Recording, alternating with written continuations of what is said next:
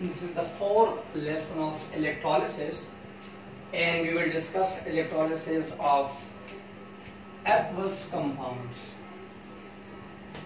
And you know what do you mean by aqueous compound? If an electrolyte is being dissolved in water, that is called aqueous compounds. So aqueous compounds mean you are using two compounds at a time. One is the electrolyte, that may be any acid, any ionic compound, any alkali, and the second one is water. So aqueous compound means you are getting ions from two compounds. Ions from electrolyte, that may be any ionic compound, NaCl, it may be any acid, it may be an alkali, and hydrogen and hydroxide ion from water. For example, you are using aqueous sodium chloride. So first you will get Na plus included ions from water, from NaCl, and H and OH minus from water. So in most of the cases when you are using aqueous compounds, you will have two anions and you will have two cations. Now there is a confusion.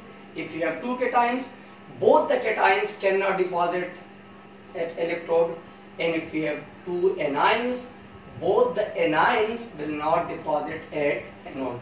We have to choose one. So one cation will remain in the solution and one will be deposited on cathode. Same like one anion that will remain in the solution and one will be deposited at anode. Now there is a confusion. We have to choose one cation from the given two and we have to choose one anion from the given two. Now there are some rules, and that is called ease of discharge, or you can say selective discharge. So you will have the list of anions and the list of cations. This is the list of anions, and when we are going down the series, the deposition increases. It means which one is at the bottom? Hydroxide. So it's easiest for hydroxide to deposit at anode. Who is on the top? Sulfate. Sulfate means it's very difficult for sulfate to deposit at anode. So down the series, the discharging ability increases. Hydroxide is at the bottom, so it's easy for hydroxide to deposit. Sulfate is on the top, so it's very difficult for sulfate to deposit. So sulfate will like to stay in the solution and hydroxide ion will deposit if we have sulfate and hydroxide in the same solution. It's like the list of cations. This is simply the reactivity series. If the metal is more reactive, that will remain in the solution, and if the metal is less reactive, the cations of that metal will deposit at cathode. For example, potassium. This is the list of cations, and the same rule. Down the series, the discharging ability, the deposition ability increases. Who is at the top? Potassium. It's from group 1. Group 1, from group 2, group 2, group 3. As we all know, group 1 metals are more reactive, so they will remain in the solution, they will never deposit. Group 2, they are also reactive. Then group 3, so this is simply the reactivity series of metal. If the metal is more reactive, it will remain in the solution, it will react in the solution, and it will not deposit. Now for example, Ag+, silver, mercury, copper, these are the least reactive metal, so they will deposit quickly. Zinc, then iron, then lead, H+. It's not a metal, but it's a cation. So below hydrogen, all the metals will deposit very quickly.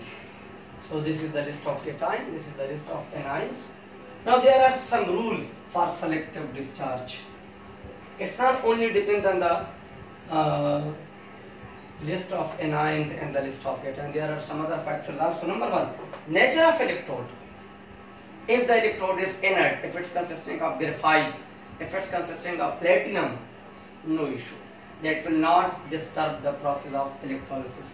But if the electrolyte is active, for example, it's consisting of copper, it's consisting of iron, it will affect the process of electrolysis. Concentration of iron, very important. If the concentration of the iron is very high, maybe that is on the top, that will deposit quickly. So concentration can also affect the ease of discharge.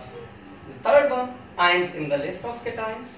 So there we will use three factors for the deposition of ions. Nature of electrode, the electrode is inert or the electrode is active. Concentration of the ions, what's the relative strength of those ions in the given solution. And the third one, position of that anions or cation in the list. We have all, I will share these lists with you. You have to memorize, it's not very simple.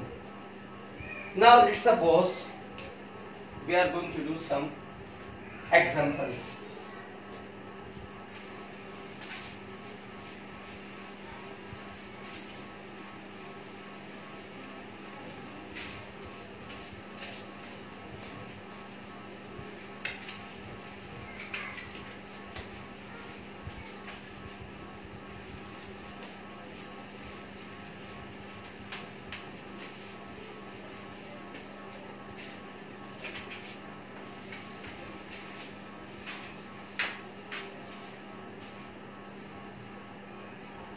Let's suppose electrolysis of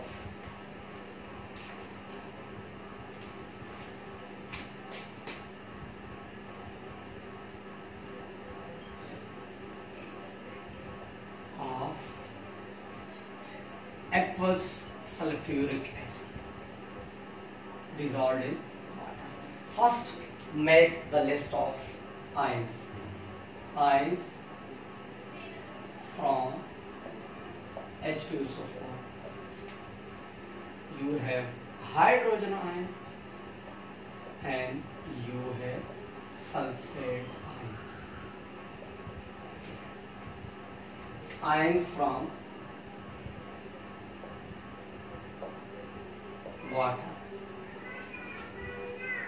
H plus and OH minus. We are using now just a diagram.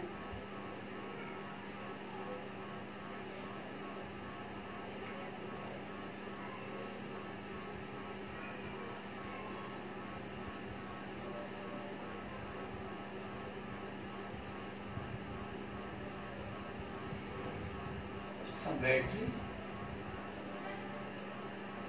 Long bar is used for. This one is anode and this one is cathode. What we have inside? We have H plus, we have sulfate ion and we have hydrogen. As H plus is common in both. H plus also exists in water, H plus also exists in sulfuric acid, so there is no competition of H plus. They will move toward cations. Now there is a competition between sulfate and hydroxide. Look at the list of anions. Hydroxide is at the bottom, so it will move toward anode. Now we have anode and cathode. What is happening at anode? Very simple, anode anion oxidation. Okay. So hydroxide ion, now this is just for balancing, okay? Hydroxide ion will move toward anode. Why not sulfate? Sulfate is on the top in the anions, and if it's in the top, it's very difficult for sulfate to deposit, that will remain in the solution. We will have hydroxide, water, 1 hydroxide can lose 1 electron, 4 hydroxide will lose 4 electrons. Add cathode, cation reduction, will gain 2 electron, you will have hydrogen gas.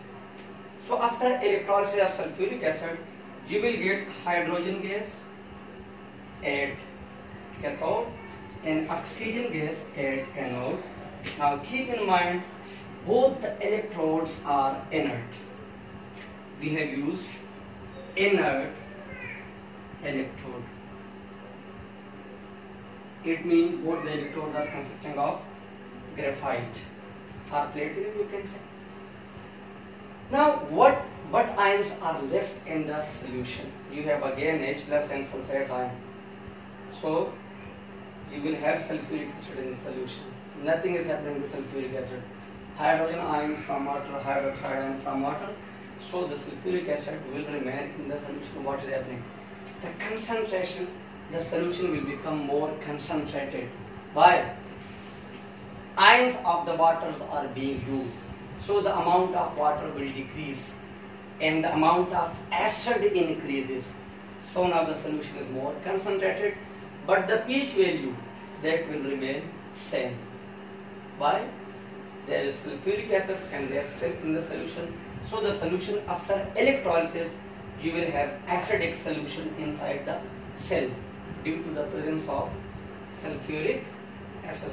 This was all about the electrolysis of aqueous sulfuric acid. Now another one,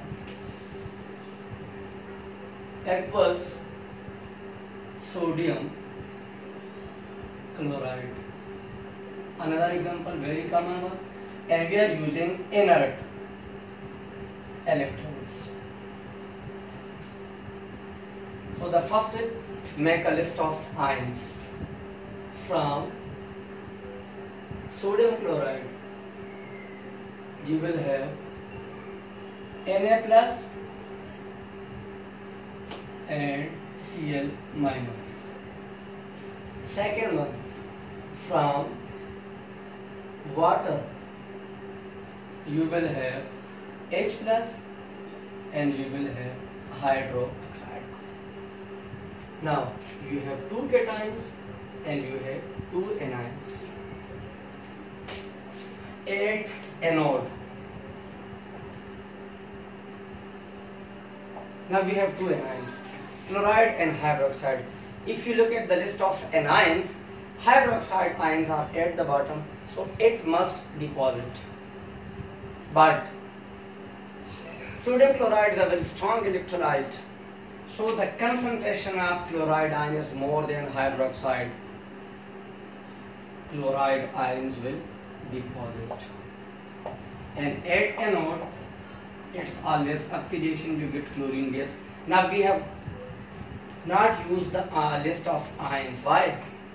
Now there is a difference of concentration. Chloride ions, the amount of chloride ion is more than hydroxide, so they will oxidize, will deposit, and we will have chlorine gas at anode. At cathode, H,